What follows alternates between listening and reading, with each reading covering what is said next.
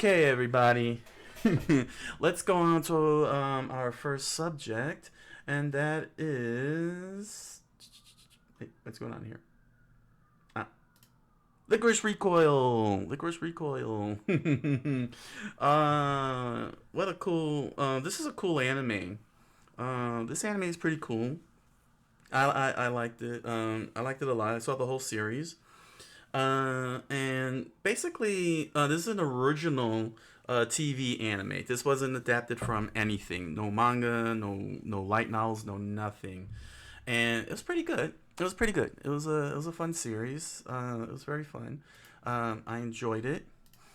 I do have a few gripes, but basically the plot is you have Chisato here and Takina here, your red and blue Oni girls, uh, and they're part of a group called Licorice. Um, Called Licorice. What is it called? They were called Licorice, right? um, yeah, they're known as Licorice. And what it is that in this alternate Japan, um, orphaned girls get recruited to an organization run by the government known as DA and this group known as Lycoris. Basically, their job is to keep the peace. If anybody is causing any type of trouble or anything, they make people disappear, basically. So this is your prototypical um, assassin girl soldier shoujo anime kind of thing. But what I liked about it was the way the characters were characterized, particularly Takina, because you know how the whole the cliche trope when you have the dark haired girl or the dark haired boy, it's always emo and brooding. We have to do everything by the book. I have to surpass everything. I have to better myself. Emo, emo, emo, emo, emo, emo. Stoic talking, emo, emo, emo. And then you have, of course, the partners all happy go lucky and Genki and whatnot. But I like this but I like Takina because she actually grows and she starts enjoying life. Like she stopped, even though she takes things seriously, she starts getting lighthearted along the way. Good character writing, good character writing. Um, the other thing that was interesting, and it was a topic that I spoke about in a previous live stream, and that is slapping MC characters around. You have that one character that slaps the MC for whatever for no reason at an opportune time. Here they did a good job with that because Takana gets punched. She's one of the main characters and she gets punched in the face, and it was 100% justified because what Takina did was pretty dumb, and this is what I'm talking about. What I was talking about regarding slapping main characters for no reason. You know what I'm saying? They're trying to learn. They're making mistakes, but then you have this one character, this stuck up character walks up and slaps the main character across the face. It's like, this is how you ruin the team dynamic. You don't get any cooperation or anything. I don't know what their obsession. I don't know what the obsession was with slapping characters around, slapping characters across the face, uh, just for a mistake or a misunderstanding or something. You know what I'm saying? But here, Takina actually did something that was dangerous and was legitimately disobedient, and the punch in the face was cool. But then here comes Chisato saying, "Oh, why'd you punch her in the face? Why'd you punch her in the face?" I'm like, this time it's justified, and that was justified in the writing. So it was pretty. That was pretty good. A good example of doing it right when you gotta slap an MC around for doing something wrong. It's gotta be like legit wrong. um, what else? What else that was cool about that? Oh yeah, the world is very lighthearted. Let me switch over to English here. Um, oh, this was last year, huh? Yeah, I'm very late to the. I'm late to the whole thing, but here we go. Aniplex. Oh, okay. Oh, there we go. We can let that roll there. No, no audio. I don't want to risk. Oh, I don't want to risk copyright here. But this yeah. See, and then you see them the explosions and. But the plot is a Joker plot basically. You know, you got the main character, the main who's it, Majima, Majima. He's like the Joker. He's just bringing in anarchy, but he's got like some kind of crazy point to make. Um, so it's a little clear on what he was trying to do. So he wasn't that bad of a protagonist, because basically in this world of Japan, there is peace, but the peace is false.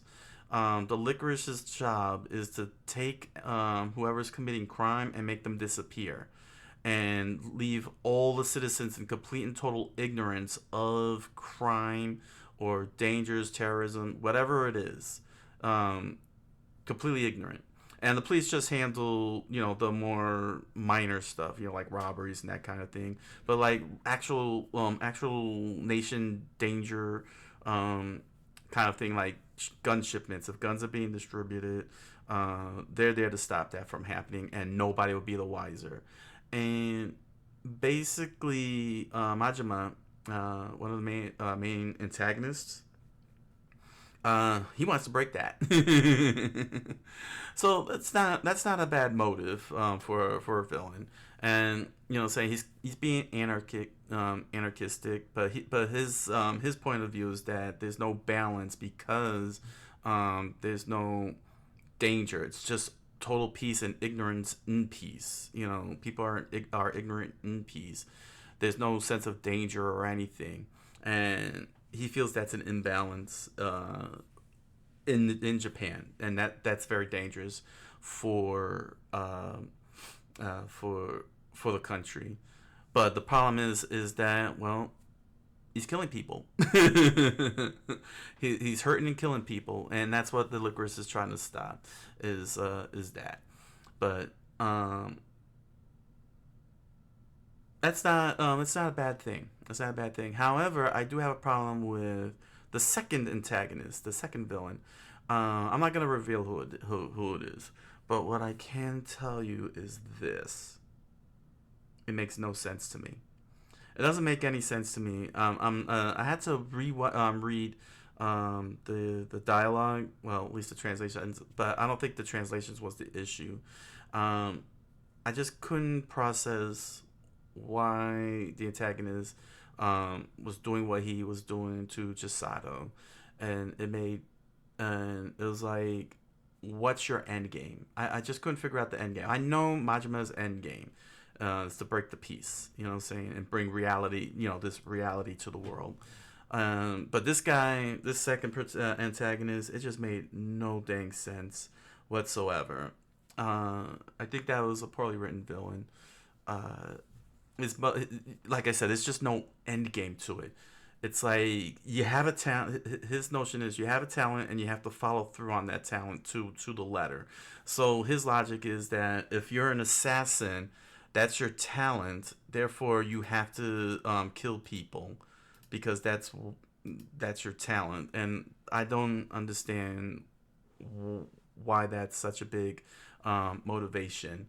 Um, I don't understand why that was so important. It wasn't made fundamentally clear compared to Majima. Majima was very clear. He was very clear about it, and it just seems dumb. It just seems dumb and unnecessary. And yeah, basically, it's got a lot of good fun moments. You know what I'm saying, and serious moments. I give them credit for killing kids off. You know, unlike certain series. I'm looking at you, Fairy Tale. I'm looking at you, Fairy Tale. the teasing death, and death never happens and everything. But here they don't have a problem with killing kids, so it's good. That's good. That's good because it shows the dynamics of what's going on. It juxtaposes the reality from of what's really going of what Majima is trying to display versus the fantasy that the government is imposing on the public, using the licorice to make people disappear. Oh, and just so you know, yes, there is a boy version of the licorice, and they get to show them, and they're known as Lilybell. So they're the boy division of licorice. So where licorice is the girls, Lilybell is the boys, and we get to see them in action. That was pretty cool. That was pretty cool. You know, more anime needs to do that. More shoujo anime like this needs to do more of that. You know what I'm saying? Even if they're not the center, they don't have to be the center, but at least show that they're there. That there is a boy division. Sometimes they don't cover that. So Chisato. Let's close this out with Chisato. A very, very fascinating character, main character. I was really coming up with all kinds of crazy theories, and and oh boy, were they way off. Well, because it's like the question is why is she the only licorice that the only assassin girl that has the life that she has compared to the others. You know what I'm saying? And I'm thinking, oh, okay, maybe what she did on that day with the tower, what I'm saying, uh, they rewarded her with this normal life at a cafe called Licorico. I'm thinking that's what the case is, but it turned out no, it wasn't. It had everything to do with the second antagonist and his boyfriend. So it's like really, I would have liked it if saying if they would have gone the Mahoromatic route. In Mahoromatic, crap, I forgot her name. I mean Mahora. Mahora, was a combat soldier, teenager, and she fulfilled her job, and the whole entire organization with smiles on their faces, gave her, rewarded her with a normal life, and she ends up with the male protagonist. It's a harem. It's one of those harems, but the thing is that it was very unique because you had this soldier, this teenage soldier girl rewarded for her services, a normal life. And I thought that's what they did with Chisato here, but they didn't. That's not the case. And so I was a little disappointed because I like because that's a very, very rare thing to cover to do. And I like that idea. I mean, she still operates as a licorice, but on a more limited scale. Like she's a activation kind of thing. Like she's like a green beret. You're activated and you're back on duty or something. Um, but other than that, they don't bother with her or anything. She just goes about every day helping grandmas cross streets and people learn to speak foreign languages or help kindergartners out. That's all she does with what she's got. What I'm saying? So she still feels so. For her, that's one way to be a licorice. And it would have been nice if they had stuck like that, if they had done that.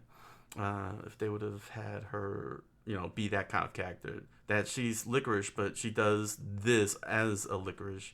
What I'm saying? As part of, even though they rewarded her and she can never do these, take down the terrorist missions, this is what she does, what I'm saying, instead. And that actually helps the peace and goes and falls in line with what Licorice is trying to accomplish in keeping the peace and such. It doesn't have to always be about taking down the whole thing. And that Takina would end up learning, those type of ethics and understand why she screwed up in that mission with that Gatling gun. Oh my gosh, that Gatling gun. So yeah, this is an awesome series. I do definitely recommend watching this if you like seeing it. Um, you know, it's on Crunchyroll. Uh, it's on Crunchyroll. It's still there. I don't think. Yeah, it's probably got the ads and all that stuff. But nevertheless, um, it's a cool series. Definitely watch it. Catch it. It's a. It's very fun. The characters are very fun, very colorful, very dynamic. Especially Takina. You'll like Takina. All right. So those so make sure you'll like comment, like, subscribe. There we go. There we go. Comment, like, subscribe now. Wow, that sounded weak. That sounded cringy, right? Is that what you kids say these days? Is that what your kids say these days? Total cringe.